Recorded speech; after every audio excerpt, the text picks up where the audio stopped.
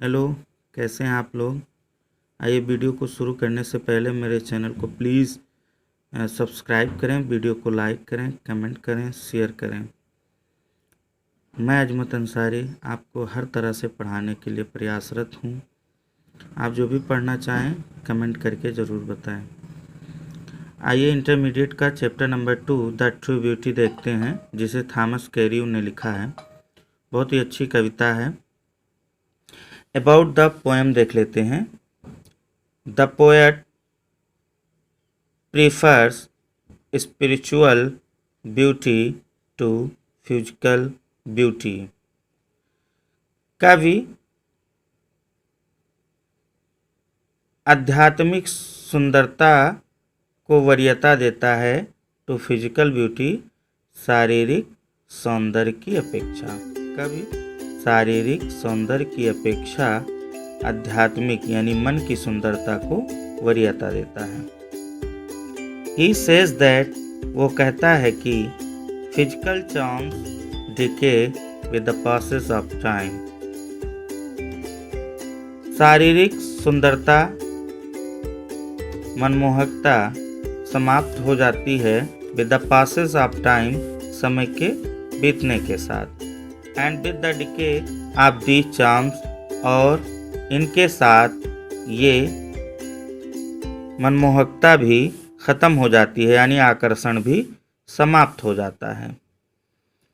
The intensity of lovers feelings, और प्रेमी के अनुभव की महसूस करने की प्रबलता भी आल्सो यानी भी डिक्लाइंस बर्बाद हो जाती है, समाप्त हो जाती है। But spiritual beauty never dies, लेकिन आध्यात्मिक सौंदर्य या मन की सुंदरता कभी नहीं मरती, यानी कभी नहीं समाप्त होती। द पोएट कवि देयरफॉर इसलिए glorifies the beauty of mind, मन की सुंदरता का गुणगान करता है, एंड सोल और आत्मा का। इसलिए कवि मन और आत्मा की सुंदरता का गुणगान करता है। विच इज ट्रू ब्यूटी, जो वास्तविक सुंदरता है, एंड इग्नोर्स और नज़रअंदाज करता है फिजिकल चार्म्स, शारीरिक आकर्षण को, if it is divide of virtues, क्योंकि यह सद्गुणों से रहित होता है। सद्गुण रहित होता है, अर्थात इसमें गुण नहीं होते। आइए टेक्स्ट देखते हैं, पोएम देखते हैं। ये तो पोएम के बारे में था। He that loves a rosy cheek, जो व्यक्ति अपनी प्रेयसी की गुलाबी गालों को प्रेम करता है। He that loves a rosy cheek, वह व्यक्ति जो अपनी प्रेमिका की गुलाबी गालों से प्रेम करता है। Or a coral lip admires, अथवा मूंगे जैसे लाल ओठों की प्रशंसा करता है।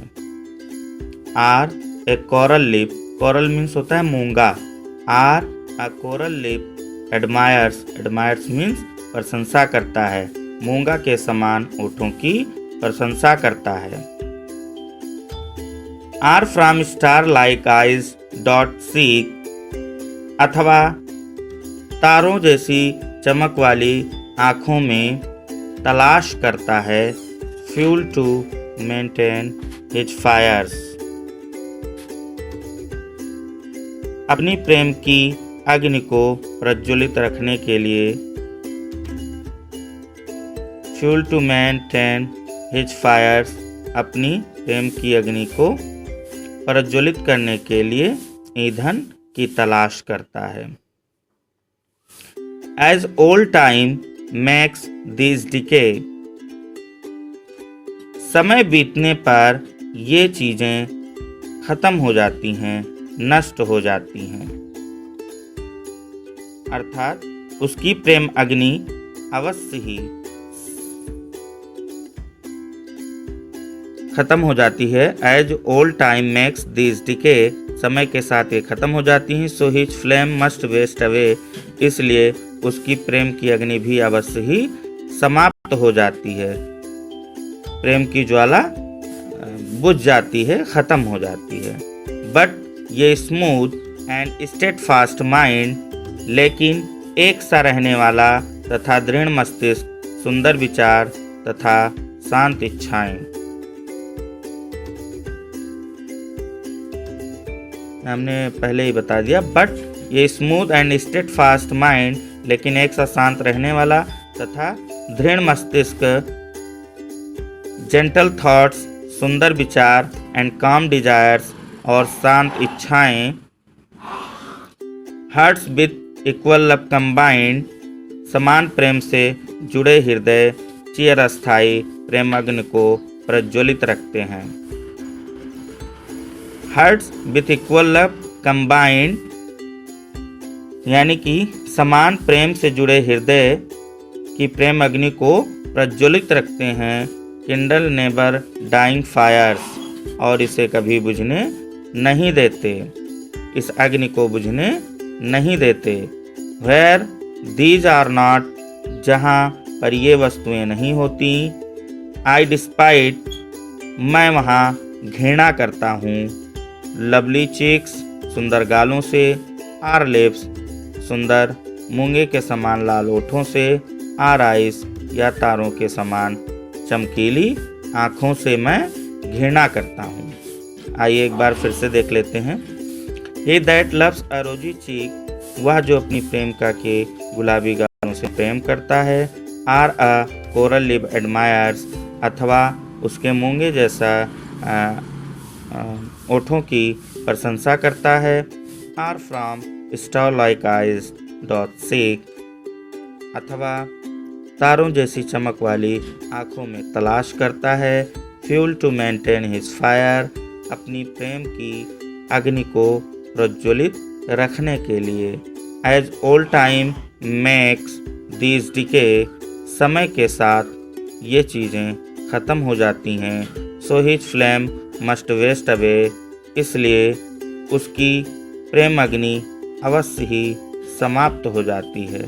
But a smooth and steadfast mind, लेकिन एक सा स्थिर रहने वाला दृढ़ मस्तिष्क और मन, जेंटल थॉट्स, शांत विचार, सुंदर विचार एंड काम डिजायर्स और शांत इच्छाएं, hearts with equal love combined, प्रेम अग्नि को सदैव प्रज्वलित रखते हैं, उससे जुड़े रहते हैं।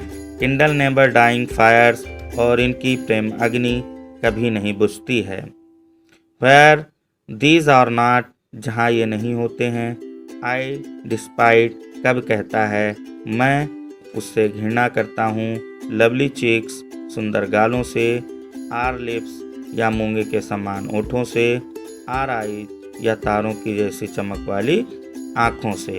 कब कहना चाहता है कि हमें मनुष्य की शारीरिक सुंदरता से नहीं, बल्कि उसकी मन की सुंदरता, उसके हृदय की सुंदरता से प्रेम करना चाहिए, क्योंकि यह समय के साथ ख़त्म नहीं होता है और जन्म जन्म तक रहता है। लेकिन जो शारीरिक सुंदरता होती है वो क्षणिक होती है और समय के साथ समाप्त हो जाती है।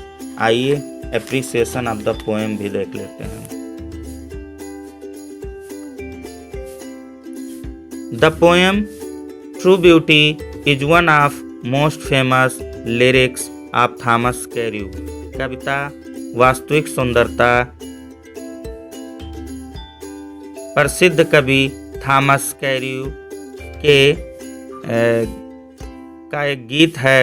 Who was one of the 17th century poets, जो एक 17वीं शताब्दी के कवि थे। ही वाज इन पोएट्री, वे काव्य में थे।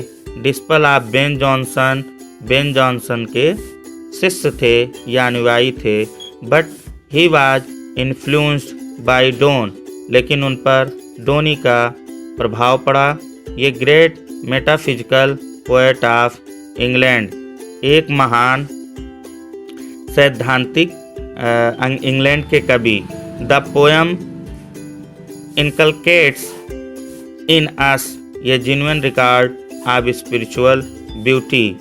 कविता रखती है इन अस हमें, यानी कविता हमें रखती है ये जेन्युइन रिगार्ड, उसकी महत्व को प्रदान रखते हुए, फॉर स्पिरिचुअल ब्यूटी, मन की सुंदरता को, एंड टीचेज अस, और हमें सिखाती है, the lesson part that we should not be after physical charms, कि हमें शारीरिक आकर्षण के पीछे नहीं भागना चाहिए, for they decay with the passage of time, क्योंकि ये समय के साथ समाप्त हो जाते हैं, एंड आर डिसेप्टिव, और ये भ्रामक या कपटपूर्ण होते हैं।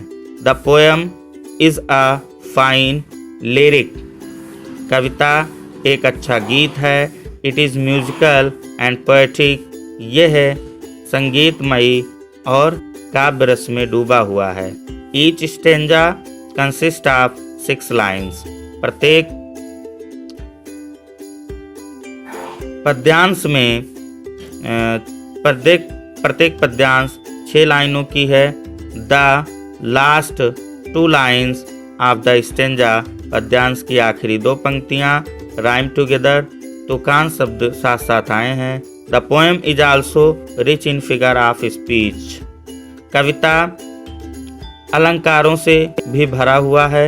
स्टार लाइक आइज, ये beautiful simile, star like eyes एक सुंदर उपमा अलंकार है। The use of metaphor in fuel and fire, fuel in fuel and fire में मेटाफर यानी रूपक अलंकार का अच्छा प्रयोग हुआ है। इस वेरी पावरफुल, बहुत शक्तिशाली है। And heightened the poetic,